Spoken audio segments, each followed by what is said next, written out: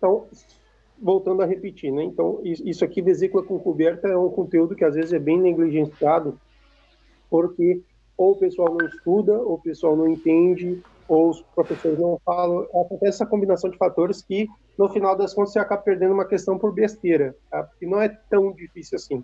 A primeira coisa que eu tenho que entender é o seguinte, olha, a vesícula com coberta, ela faz parte, ela é uma estrutura que faz parte da membrana plasmática. Ou seja, eu tenho membrana plasmática e eu tenho pedaços de vesícula com coberta, tá?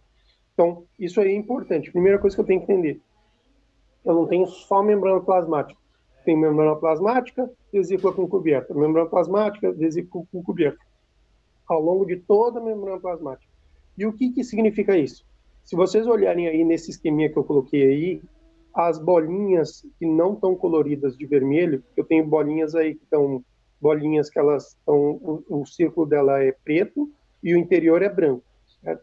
Eu tenho bolinhas que estão totalmente pintadas de vermelho e depois tem uma bolinha totalmente pintada de amarelo e eu tenho uma bolinha pintada de verde.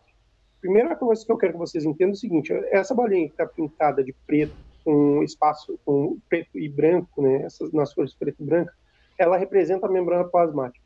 A bolinha que está pintada totalmente de vermelho, ela vai representar o que a gente conhece como vesícula com coberta, ou seja, como eu estava falando para vocês, eu tenho segmentos da membrana plasmática, segmento de vesícula com coberta. Só que a diferença que tem a vesícula com coberta para a membrana plasmática é porque ela tem esse palito aí, esse palito em forma de Y na sua camada externa. O que é isso? Isso aí é um receptor, tá? É um receptor que a gente fala que é um receptor ligando dependente. O que significa isso?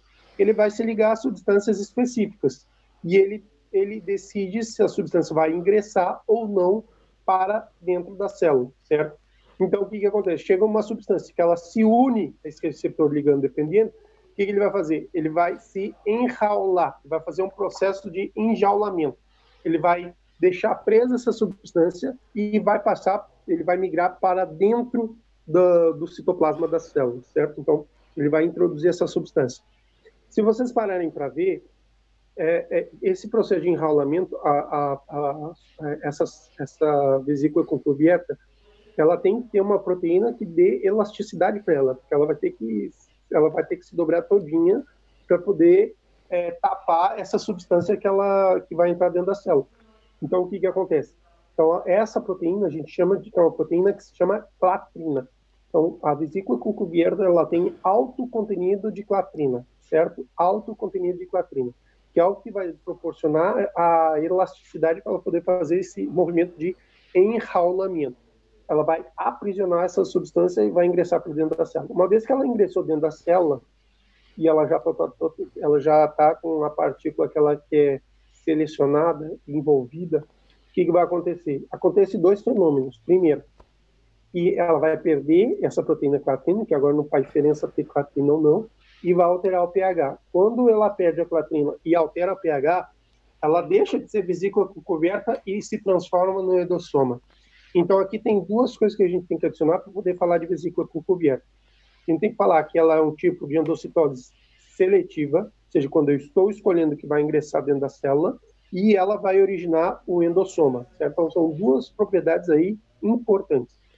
Endocitose seletiva e originar os endossomas, certo? Isso aqui é o feijão com arroz para poder entender o que é vesícula com coberta.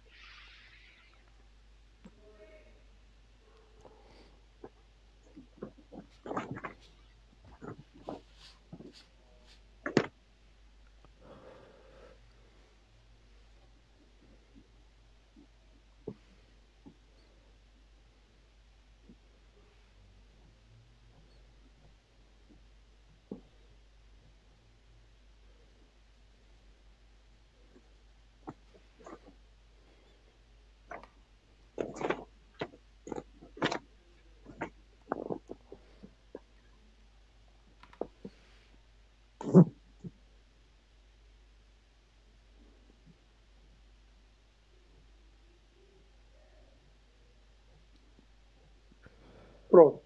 E aqui, basicamente, o que a gente tem? A gente precisa entender A única organela que eu vou falar para vocês que é não membranosa é o ribossoma. Porque todas as outras, assim, depois, Ricardo, se você quiser, eu mando lá no grupo a imagem das outras, mas eu acho que tu tem, né?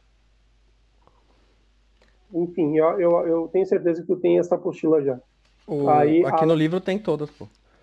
tá. Aí eu peço para você tirar umas fotos e mandar para a Larissa, que eu sei que a Larissa não tem. Tá. Eu vou pedir para vocês darem uma olhada em casa e eu vou mandar o carru dessas organelas para vocês fazerem também. Assim que vocês terminarem de fazer o carru, eu vou terminar de falar sobre o ribossoma, vocês façam o carru que eu vou mandar para vocês lá no grupo, para vocês Tá. fazerem som. Você quer que eu tire foto dos microtúbulos, dos microfilamentos pra ela? Isso. E mandar para a Larissa. Tá. Eu não vou, porque assim, eu tenho ranço dessas organelas aí, que ela não tem nada de. Mas enfim, é bom vocês darem uma olhadinha, sempre é bom, mas eu me reservo o direito de passar. Essas organelas ali são chatas pra cacete. Certo? Pronto. Mas se vocês tiverem alguma dúvida, eu acabo falando, não tem problema nenhum. Tá, vou continuar então. Pode gravar. Agora, o que acontece? A gente vai falar sobre as funções do ribossoma. Certo? Então, dentro das funções do ribossoma, a primeira coisa que a gente tem que entender é o seguinte: eu tenho dois tipos de ribossoma. Tenho ribossoma livre e eu tenho ribossoma aderido. Quando eu estiver falando, por exemplo, o sítio físico da síntese de proteínas, eu não vou falar nem livre nem aderido. Por quê? Porque é os dois. Os dois ribossomas. Não importa qual ribossoma seja, o sítio físico da síntese de proteínas é no ribossoma. Seja livre, seja aderido, não importa. Tá? E quando a gente fala de estonas, o que é a estona? A estona é uma proteína que brinda estabilidade para o ADN. Se ela brinda estabilidade para o ADN, onde é que ela vai estar? Ela vai ser para uso interno ou para uso externo? Evidentemente, vai ser para uso interno. Então, se é para uso interno, eu já sei que quem vai sintetizar é o ribossoma livre. Quem sintetiza as enzimas dos peroxissomas? Já sei que, olha só, todas as proteínas que for de uso interno, com exceção das proteínas da membrana plasmática e as enzimas lisossomais, todas as outras, ribossoma livre. Então, eu sei que essa aqui já é ribossoma livre. E se eu falar com todas as letras síntese de proteínas para uso interno, só pode ser ribossoma livre, não tem outra alternativa, certo? Então, aqui fica bem claro para nós qual é a função do ribossoma, certo?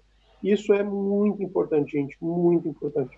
Ribossoma é uma das estruturas que, olha, quando a gente tiver que falar de síntese de proteínas, que é um assunto bem complexo, que a gente agora, depois disso aqui, a gente está habilitado para falar, mas se não me engano, síntese de proteínas está em outro P. Síntese de proteínas está na UP2. Então, esse conhecimento é fundamental para a gente continuar avançando, certo?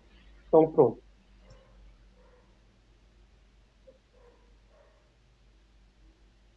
Ricardo, pode fechar o vídeo, viu? Já pode fechar? Pode fechar.